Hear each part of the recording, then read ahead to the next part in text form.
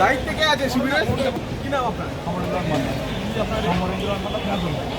পুরসভা এখানে আসুন। সরকারি জনকল্যাণ শিবিরে চূড়ান্ত অবহেলা আর তা দেখেই মেজাজ হারালেন রাজ্যের উচ্চশিক্ষা মন্ত্রী জগন্নাথ চট্টোপাধ্যায়। সিউড়ির সিধু কানহো মঞ্চে আয়োজিত জনকল্যাণ শিবিরে পরিদর্শনে গিয়ে রীতিমতন ক্ষোভে ফেটে পড়লেন তিনি। ক্ষোভের কারণও অনেক। ঘটনার জেরে তীব্র চাঞ্চল্য ছড়িয়েছে গোটা এলাকায়। এটা টাঙানো হয়েছে একটা ব্যানার, এটা আপনার একটা এস্থেটিক সেন্স নেই?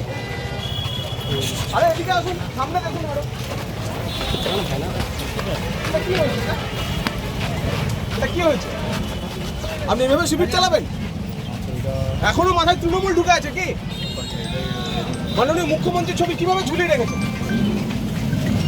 এভাবে মাননীয় মুখ্যমন্ত্রীর ছবি আপনি দেখেছেন? ব্র্যান্ডিং কোথায় সবচেয়ে খারাপ? যতগুলি শিবির পরিদর্শন করলাম, ওয়াটস ব্র্যান্ডিং, ওয়াটস ব্র্যান্ডিং। আপনি মানুষকে জানাবেন কি হবে? জানবে এখানে ভালোভাবে হচ্ছে ঝুলিয়ে দিচ্ছে, কারা করেছে? আরে লোক তাহলে আমি আপনার বিরুদ্ধে প্রশ্ন করার জন্য আজ বুধবার সিউড়ির সিধু কানহো মঞ্চে সরকারি জনকল্যাণ শিবিরে আচমকায় পরিদর্শনে যান উচ্চশিক্ষা মন্ত্রী জগন্নাথ চট্টোপাধ্যায়। কিন্তু সেখানে পা রাখতেই মন্ত্রীর চোখ চড়ক গাছ। চারিদিকে অত্যন্ত দায়সারা এবং অবহেলা করে ঝুলানো হয়েছে সরকারি প্রকল্পের ব্যানার ও পোস্টার। কোথাও কোনো সঠিক ব্র্যান্ডিং নেই কোনো নিয়মানুবর্তিতা। সরকারের কোটি কোটি টাকার উন্নয়নমূলক প্রকল্পের এই হাল দেখে নিজের রাগ চেপে রাখতে পারেননি মন্ত্রী। মেলা প্রাঙ্গণে তীব্র ক্ষোভ প্রকাশ করেন তিনি। এই ঘটনার পরে মেলা প্রাঙ্গণে উপস্থিত সাংবাদিকদের মুখোমুখি বিস্ফোরক মন্তব্য করেন মন্ত্রী জগন্নাথ চট্টোপাধ্যায়।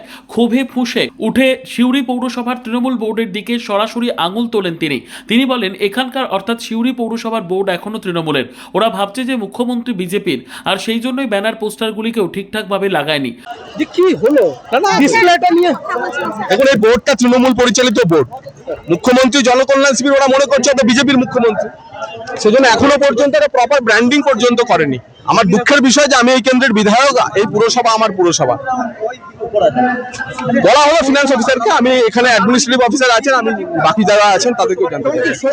সরকারি প্রকল্পের এমন বেহাল ব্র্যান্ডিংকে অত্যন্ত দুর্ভাগ্যজনক বলে আখ্যা দিয়েছেন উচ্চশিক্ষা মন্ত্রী। এই ঘটনাকে তিনি কোনোভাবেই হালকাভাবে নিচ্ছেন না বলে সাফ জানিয়ে দিয়েছেন। ইতিমধ্যে বিষয়টি অত্যন্ত গুরুত্ব সহকারে দেখার জন্য প্রশাসনের সিনিয়র অফিসারদের কড়া নির্দেশ দিয়েছেন তিনি।